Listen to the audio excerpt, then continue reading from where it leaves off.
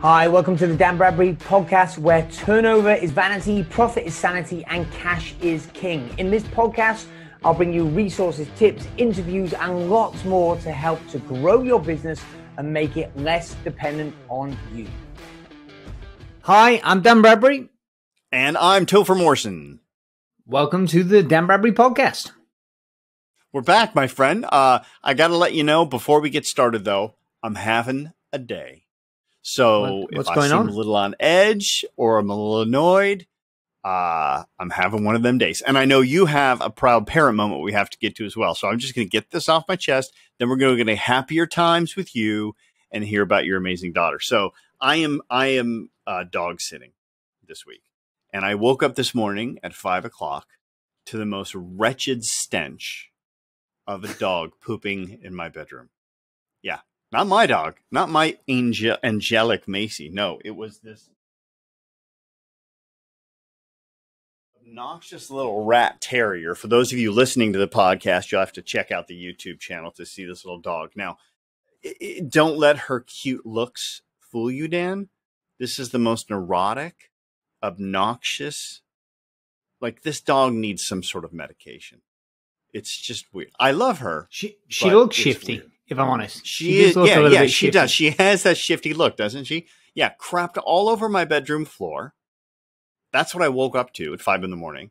And then also crapped in my bathroom. Now, dude, this thing crapped like the size of poo is the size of its head. Like, I don't know where it comes from. This thing. And then, so that starts off my day. Then we get into the studio. I'm not here for 5 minutes. And the thing crapped in the hallway in my studio. And then I just took her for a walk and she's pooped twice.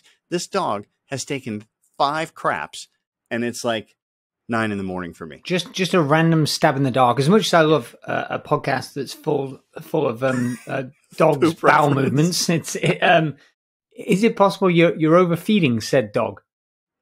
No, I think this dog has tapped into some strategic formula of nuclear cold fusion because there is a finite amount of food going in the front end, and there seems to be an infinite amount of stuff coming out of the backside. So if we can harness what this dog is doing, I think we can solve the world. Do you know, I'm going to love, do you know what I'm going to love, Topher? I'm going to love if we find out next week that actually she's secretly found a stash of food that you don't even know about, and she's just picking it out. I will say, you might be complaining about the poop, but that's probably better than your other pet animal that sometimes come into the studio there. Your pet, the raccoon, badger or raccoon. Yeah, the raccoon. Who the hell has a pet raccoon? Felon the raccoon. First off, that's Macy's boyfriend. We don't speak poorly of Felon. He is a wonderful, wonderful raccoon. And the clue's in the name. The clue's in the name. Isn't that like the perfect name for a raccoon, though?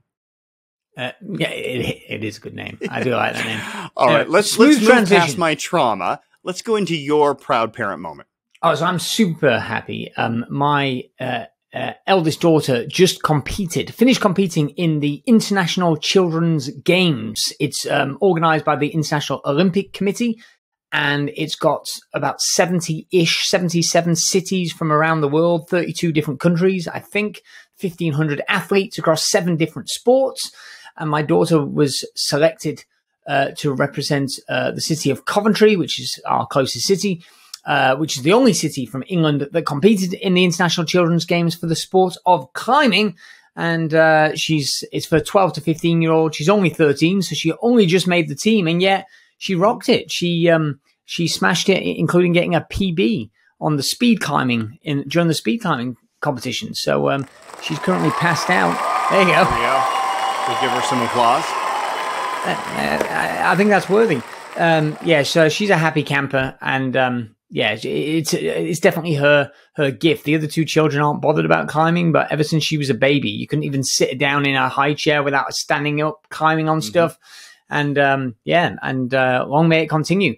And so we will see. But it was a lot of fun just seeing her compete at the highest level. And I'm not emotional, but on her first climb when she did a really difficult climb, I had tears in my eyes. It was awesome. I'll bet. And also we should mention she did not poop on her floor today. Allegedly. Yeah. All right, my friend, let's talk about some news in business. All right, so my favorite news this week is from none other than Mr. Elon Musk, a real-life Iron Man, talking about boring.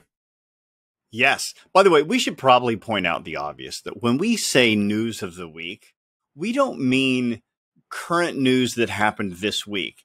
It just means that this is something we have found in the news this week. Yeah, it's my news of the week. I didn't know this. I mean, this is actually goes back 5 years, which shows how up to date I stay with the news. It goes back 5 years, but I only just watched this. It was actually you that tipped me off to this, and it's great. I mean, love him or loathe him, you can't deny that Elon Musk is a smart dude. He's freaking genius. He was talking about the future of transportation, and specifically he was talking about his boring company and building a maze of tunnels, a 3D maze of tunnels beneath Los Angeles.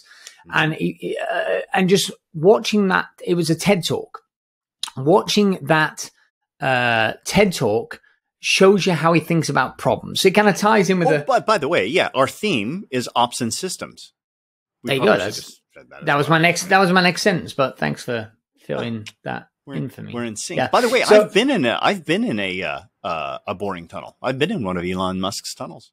Have you really? Yeah. What, in LA, or he does them in the desert, doesn't he? Yeah, he has them in Vegas as well, and they're completely functional. Now, they're still prototype mode, so you're not on the sled going 120 miles an hour. You're just in a Tesla Model X, and there's a driver, and they're chauffeuring you around. But in the Las Vegas Convention Center, I was there last couple months ago for the National Association of Broadcasters convention, and to connect you, because Vegas is so freaking huge, to connect you from one end of the convention center to the other, they've created boring tunnels, and they have like 500 Tesla Model X's there, and it's just free shuttles all day long. That's cool. That's cool. And so what I want everybody to note from this, or what really resonated with me from this clip, was the level of detail he's got onto how to improve it. So he was talking about the cost of currently boring tunnels, how much he did to do with the extension to the LA subway system, and how he was going to improve it by multiple factors, by a factor of 2 or a factor of 8. And when you hear him do the calculations, it's insane that this is going on in his head. Well, and that's what makes him a great entrepreneur. And I think, Topher, that's a lesson for everybody here. I think a lot of times we get confused thinking it's all about sales, right? If we can just figure out how to sell, then magically everything will come together. And the reality isn't. The long-term success is from being able to deliver something that's tremendously of value. You know, the selling of it, or the marketing and selling of it, is necessary to persuade people to buy, but it only is sustainable if the product fundamentally, the service fundamentally, is worthwhile, is advantageous, and really, really significantly adds value. And when you hear somebody like Elon think and describe how they analyze a current problem that exists, is a bit like Richard Branson. Oh, he's out of shot, but he's up here on this wall behind me. By the way, I do love your wall of fame that you have behind you. I'm not going to for a minute act like I'm not a little bit butthurt that I'm not on there anywhere. I see you've got Richard Branson up there. Don't you have the Wolf of Wall Street up there as well? Yeah, there is. Speaking of sales, there's Jordan Belfort. Yeah, maybe he'll get some highlights next week. Which, by the way, makes the point, right? That boy knew how to sell. He just didn't know how to deliver, which is why he went to prison. Yeah. We should talk about him a little bit next week. Next week, we're going to talk about sales. This week's ops and systems. By the way, I do have that Elon clip ready to go. Do you want to play Elon's clip so our viewers? Yeah, let's play it. Let's play it. Hear this insane genius. I think we need to have at least a 10-fold improvement in the cost per mile of tunneling. And how could you achieve that? So the first thing to do is to cut the tunnel diameter by a factor of 2 or more. So a single road lane tunnel would, according to regulations, has to be 26 feet, maybe 28 feet in diameter to allow for crashes and emergency vehicles and sufficient ventilation for combustion engine cars. But if you shrink that diameter to what we're attempting, which is 12 feet, which is plenty to get an electric skate through, you drop the the diameter by a factor of 2 and the cross-sectional area by a factor of 4. So, by the way, I'm going to pause it here. It's interesting. I think he tipped his hat there because he said that he makes the comment that you have to have it for ventilation. And I'm wondering if once he gets these things done, if he's going to require, because of ventilation, like this is brilliant on his part, that only electric vehicles can go in the tunnels, not combustible engines. Just that's my prediction that you're going to see that stipulation. And the tunneling cost scales with the cross-sectional area. So that's roughly a half order of magnitude improvement right there. Then tunneling machines currently tunnel for half the time, then they stop, and then the rest of the time is putting in reinforcements for the tunnel wall. So if you design the machine instead to do continuous tunneling and reinforcing, that'll give you a factor of 2 improvement. Combine that and it's a factor of 8. Also, these machines are far from being at their power or thermal limit. So you can jack up the power to the machine substantially. I think you can get at least a factor of 2, maybe a factor of 4 or 5 improvement on top of that. So I think. By the way, when he starts talking like this, I kind of sit there and go, is he just Rick-rolling us on this? Like, is he just throwing out numbers and technical words just so the majority of the world goes, he's brilliant? And like the mathematicians and the engineers are sitting there going, that doesn't make any damn sense. It doesn't make any sense. No. Well, I mean, clearly the details aren't there. I think it's reflective of the fact that he's given this some thought. Right, he's given this a lot of thought. There's a lot of and that's the point. Like, he's really thinking about how do we solve this problem. Hey, well, and profitably, right? Because I think this is also one of the other things that's cool. Because, like you just talked about, businesses focus so much on sales, but what he's focusing on right now is margin, right? And when the government's in charge of it, their goal is to spend as much money as possible, and they don't care about making a profit. But when private enterprise gets involved in infrastructure, they have to find a way to make it profitable, which is where I think he initially said, wow, we can't do this under current technology. It's just, the guy's just a genius.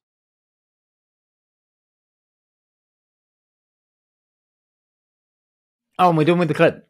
I thought you were going to play. No. We can keep playing it. I've got another minute, but I think people get the idea. No, I think that's good. And so I think the lesson, Topher, is really, if you want long-term sustainable success, you have to figure out how to really add value. And that's cliche, and people say add value, but how do you actually fundamentally have not just a USP, a unique selling proposition, but a UVP, a unique value proposition? So you're adding value that they cannot get elsewhere. Right. And that's where there's the key that they can't get elsewhere as well, because you immediately decommoditize yourself once you've done that. Right. And he's an absolute rock star. And the failures that correlate when this doesn't occur are dramatic, especially when they're coupled with the ability to sell very strongly, but they are weak on the operational and system side. Well, that leads us to the fail of the week. So let's talk about our fail of the week here, which is none other than is none other than the Fire concert. So this has the same principle as news of the week, right? I.e., it was just we were talking about this week. So the Fire concert, if everybody remembers or doesn't remember, it was pitched as a super high-end luxury music festival back in 2017, I believe, and it was going to be held in the Bahamas, and it was by a now convicted con artist called Billy McFarland, and also the rapper Ja Rule. And ultimately, it was that they raised a load of money, they hired a load of celebrities, including Kendall Jenner, etc., to promote this thing. They had loads of snazzy videos. And it all just dramatically imploded and the reason the guy went to prison was effectively for fraud, for misrepresentation. But if you read the details, Topher, I'm not sure whether it was intended to be a fraud. I'm not trying to justify what the guy did. And I think he had a vision, a big vision. And people talk about, oh yeah, you need a vision for your business to make it scale. Well, vision in isolation has huge potential downsides. So I think he had a huge vision, and he was like, "Yeah, let's sell the dream. We'll get the money, and then it'll work out." Mm-hmm. Mm-hmm. And at the end of the the day, everything could be solved by money, and he had zero logistics. Yeah. By the way, I think you're right. I don't know that it was intentional fraud, but I do think that this speaks to something which is very, I think, a cancer in entrepreneurship, which is this fake it till you make it mentality. Like maybe this guy Billy just read one too many self-help books and read too many motivational quotes online and just got so inspired that he just thought, right. We'll figure it out. We'll figure it out. And he just kept digging himself into a hole. By the way, did you know he spent 6 months in solitary confinement when he was in prison? By the way, he's been released on early. He got out early. He was in solitary confinement for 6 months. Do you have any guess why? I'm going to guess because he'd sold tickets to some people that also ended up in prison with him. You would have thought so, right? Most people get in solitary because they start a fight or something, right? He was in 6 months solitary confinement because while he was in prison, he did a podcast. Oh, so they had to separate him so he couldn't talk to the outside world. Yeah. That's amazing. I mean, look at it this way. So the stats were they sold 5,000 tickets, an average of $1,000 a pop, right? So that's $5 million. So you could go, wow, this is great. Out of nowhere, he got it rocking and rolling until you found out that the budget, what he was quoted, because he didn't know how to do the concert, right? So he outsourced the whole thing. And the budget he was quoted to pull it off in time was $50 million. Right? I was thinking that sounds more about right. Right. And then then they tried to cut costs. So because they hadn't given it thought, they were reactionary. How can we just do this cheaply? Yeah. And they went from building villas to they went and got a whole host of tents that were used by the UN during emergencies. And they were trying to throw up these tents and loads of stuff like that. Where nothing says luxury more than crisis intervention tent. Right. Well, even when their first planes turned up from Miami, they had an impromptu beach party, which was we need to buy a few more hours, so on the other part of the island we can build the rest of the tents. And then, of course, I'm surprised he didn't try turning it into a team building thing where he had them assemble their own tents. Have a better experience if you really feel like you've built your accommodation, you've now earned it, right? But even like from a scheduling point of view, the guests who then flocked to other hotels on the island, because by the way, originally it was pitched to be on this private island, but the private island was linked to drug cartels. And he was allowed to rent the island as long as he didn't mention Pablo Escobar. And then, of course, he turned around and explicitly said, "Oh, this is Pablo Escobar's island," which it wasn't. Yes. So then they lost the right to rent the island. So then they had to move it somewhere else where there were hotels. But on that island, there was some big conference going on, which meant that all the hotels were booked. So the guests basically couldn't even say, "Oh, we've got no accommodation. Let's go and stay in the hotels down the road." So the point is, Topher, it was just, there was no operational foresight. And I think in business, a lot of business owners think, "Oh, selling it's the difficult part." No, it's not. Given an exceptional experience is the difficult part, because that's where all the money's made. All the money's made from the customers coming back and back again. It's not about getting a customer to make a sale. It's about making an initial sale to get a customer for life, where the lifetime value is high. And so hopefully this example will cause people listening to this to go, right, how can I create a better experience and a better customer journey?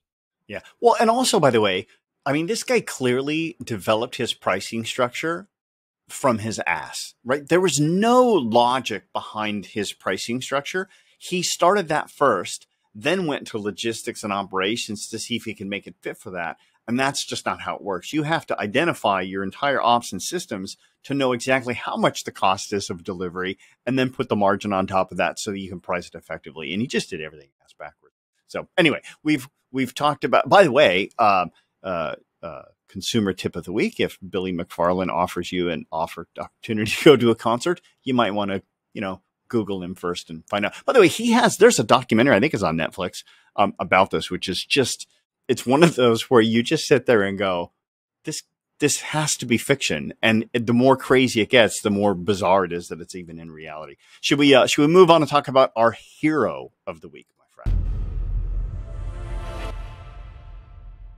Yeah, by the way, the Netflix documentary, I think, was called The Greatest Party That Never Happened, if you want to check that out. Yes. Yeah, that's it. Yeah. All right. Let's talk about our hero of the week. Who is the hero, my friend? Oh, so from an operations and system perspective, very inspiring. He was in a private mastermind meeting with him just this last week, and that's Sujan Shah from the Carrier Bag Shop.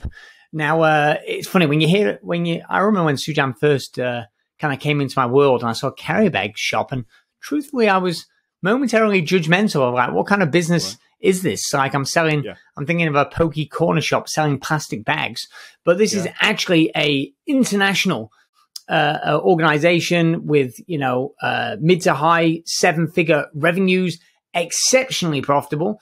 And carrierbagshop.co.uk.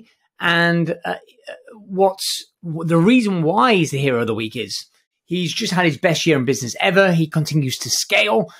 But the complexities around making his business work, it is what makes him exceptional and why the business is succeeding. He's getting the financial results, Topher, because he's figured out how to solve so many logistical challenges. Because you've got all these different product types in all these different countries. So different currencies, different language challenges. And of course, when people, so he'll have a lot of retailers, for example, as customers. When they order their stock, they need it so they can ship their goods. So of course, everybody wants it now. And a lot of them have printed packaging. So they want their logos, their designs, etc., printed onto the packaging. And so Sujan's got to get that fulfilled. He's got to get it printed in one place around the world and get it shipped to another place around the world. So it's a huge logistical complex nightmare. But if you ever speak to Serge, he is just beyond exceptional about how dialed in he's got to have a smooth running operation. He has and that's to be. why. Yeah. Oh, I think about his business model, and I bet you it'd be interesting. You should ask him this, by the way, next time you talk with him, because I know he's in your masterminds. What percentage of his business has expedited shipping? Like, because I'm sure he realizes that, not everybody's really good with ops and systems, and they tend to do things, especially small business owners, do things very last minute. And I'd be willing to bet that at least half, if not more, of his business, there's expedited shipping because they haven't thought in time, and now they got all their stuff that they're ready to go, but they're missing their bags and they've got to get it out. Like I looked at all of his SKUs for everything that he sells, and I don't know how he does it. He's clearly operating at a functional level much higher than I am in his brain. Yeah, well, I mean, and that from a cause and effect point of view, Topher, I think that's the lesson. I think the cause is you won't meet somebody that's more dialed in on their metrics, right? I mean, I won't obviously give away any proprietary information, but you're correct. He knows his numbers across the board. He knows, for example, how much their initial spend is dictates the lifetime value of a customer, right? Like what type of customer they are. Yeah. Wow. Like the first purchase will determine the lifetime value. He already knows exactly how long it'll last and what they'll buy. Jeez. Right. Well, and if you think about it logically, it kind of makes sense, but most people don't. So you can hear it, but he figured it out, which is, the test for a bigger organization. They'll order different SKUs and they'll have a bigger test, and it's still a safe test versus an independent shop owner with one location, right? And therefore, how likely they are to reorder, how long they last. And so we need to think about that not all customers are the same and not all customer acquisition costs are the same. So tying back to which type of customer are you trying to attract? And that's carrierbagsshop.co.uk if anybody wants to go check out what Sujan's doing. It's impressive, man. It's impressive. Should we talk about our book of the week, my friend? Oh, yeah. Great book this week. So the book of the week this week is $1 Billion Loser.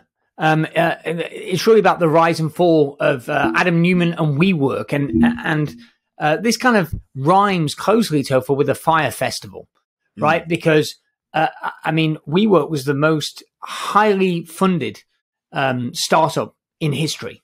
Right. And obviously it still exists, even though Adam Neumann was removed. and I've forgotten the number from memory, so I won't say the amount that they raised, but it's spectacular. And there's a couple of books written on this. Another book is The Cult of We, but let me give you an example.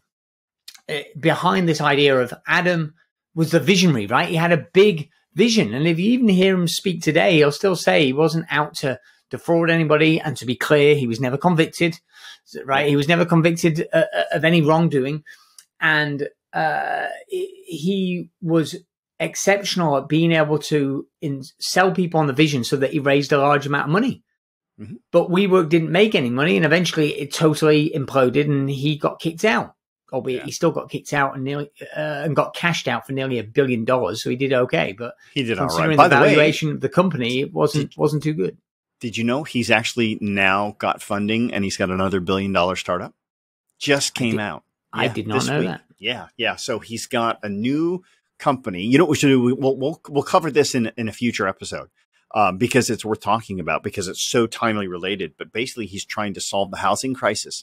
And so it's residential real estate development. And I think he's trying to bring back his upbringing in the kibbutz to where he wants other people to experience that type of a life. I know nothing about it other than the promises to solve the residential housing crisis. And he's already got funding, which is valued him over $1 billion. By the way, this rhymes in a sense with Elon Musk. Because by the way, one of the skills that Elon Musk is, I think people underestimate in Elon Musk is his ability to raise money by selling a vision, by having a big vision. Now, Elon, comparatively speaking, has absolutely fulfilled on his promises, right? Albeit some people would, would argue not on that. Time. Yeah, not on time. Right. There's a lot of people that have put down their money for their Cybertruck and they haven't got it yet. That's for sure. Right. Yeah. But here's an example of this from WeWork. So there's a positive and negative lesson here. It's a positive lesson in terms of driving sales and growing a business. But if operationally you can't fulfill it, you're in deep stuff, right? So here's the example from the book $1 Billion Loser. Okay. So it's talking about Adam was complaining, saying, we are not a real estate company. We're not a real estate company. He was selling it as a tech company, hence the high valuation. Yes. So he used that as a justification for WeWork not purchasing the properties that it rented out. They basically leased them long term and then obviously got the individual tenants in. However, he actually bought he personally bought one of the buildings for $25 million, okay, in the mid 2000 teens, so 13, 14, somewhere around there. And he signed a lease with WeWork, right? So Adam Neumann lent it to WeWork for the value of the lease. He didn't lend it, he leased it. Thank you, leased it to WeWork. For the value of the lease was $112 million. Right. So he, by the way, that's not uncommon. A lot of people own the buildings and lease it to their own companies. It's not, there's nothing inherently wrong with that. It's brilliant. Actually. There is nothing inherently wrong with that, except it was a massive conflict unless you're using other people's money to do it. Right. So he, because it's a conflict of interest. So fundamentally, he was saying one thing to the investors and we're a tech company and all this. But he set it up so it was so advantage to himself. I mean, just think about this, Topher. Before he got kicked out of the business, so in 3, 4, 5 years from when he had it, he'd already collected $12 million in rent, which was half the value of the building. Right? Like you ain't getting a rental yield like that. That's batshit crazy. And of course, he's funneling the investors' money to himself. Now, again, to be clear, it wasn't illegal. Otherwise, he would have been prosecuted. But it was very, very, very aggressive. And so, again, it's an interesting, I'm trying to make people think on this podcast. As you said, a lot of people will do it that way. And there might be advantage of leveraging personal credit to buy a building and have the company pay the rent and pay the rent. It's probably the same in the US, but in the UK, it's got to be market rent. You can't use it to advantage yourself. But could you be at the higher end of market rent to kind of effectively fund your personal asset being paid off more quickly? Of course. But at the level of scale that this boy was doing it, ultimately, it made him a very rich man and left the investors with significant egg on their faces. Yeah. By the way, I don't. Have you seen on Apple TV? They have a mini docu. It's a docudrama. No, it's not even a docu. It's just it's a dramatization of his life called We Crashed. Have you seen that yet? Oh, I need to look it up. I've never subscribed to Apple TV yet, but I've had so many people tell me that it's probably worth me subscribing to Apple TV just for that. For We Crashed. Absolutely, it is. It will. Like I had this impression of Adam, obviously molded from the media, and then I watched it, and it really like the drama series absolutely endears you to him. Right? Like it's not an evisceration of him at all. If anything, it just simply is a highlight of the conflict when you bring in spirituality and capitalism and how they're conflicting odd ends and stuff. And by the end of this thing, you really kind of, you feel for the guy. Like you go, yeah, he was impressionable. He was young. He was misinterpreting some advice from people that he respected. And that's what kind of like, for example, he was saying, you got to grow to spend, you got to grow to spend. Amazon never made a profit for the first so-and-so years. And so he was in his mind, I think, really thinking he was doing what he was supposed to do. Yeah, it's quite interesting. Like, unlike Billy McFarland, which I think was my opinion, definitely a unscrupulous human being. Right. But I think this guy was a little bit more just unbelievably persuasive and maybe a little bit naive and perhaps overly impressionable on people that were playing at a level higher than you. Well, a risk of I don't want to tarnish myself with a Adam Newman related brush or make out like I put myself at the same level of being able to drive a company's growth as he did. But do you want to hear a bit of a controversial confession from me, Topher? Let's hear it, brother. Okay, this is news. We should throw up the news stinger again, but go for it. So, in my first business, so when I was about 19, 20-ish years old, I crashed and burned. But I crashed and burned having gone through, raised and lost over £100,000 in personal debt. As my dad said to me at the time, son, that takes a special kind of stupid, right? So because I felt I needed to fund this business. Yeah. But the question is, how does a kid living at home with no income manage to borrow over £100,000 or £109,000 unsecured, right? At that age. And it was very simple. It was I could sell people on a vision. So I didn't do anything illegal, but when I understood how the main street lenders did it, they would say, "Okay, tell us what your income is," and I would tell them what my income was going to be for that year. Was going to be, yeah, right. It's going to be this, yeah, right. And it was never. I mean, they've tightened up the rules somewhat since then, but so there was nothing like created that was pretended. It was like business plans, projections, just numbers, very uber simplistic. I didn't really know what I was doing, but I was so congruent with, this is going to work. We've got these business lined up. We're going to get these sales. People just lent me money.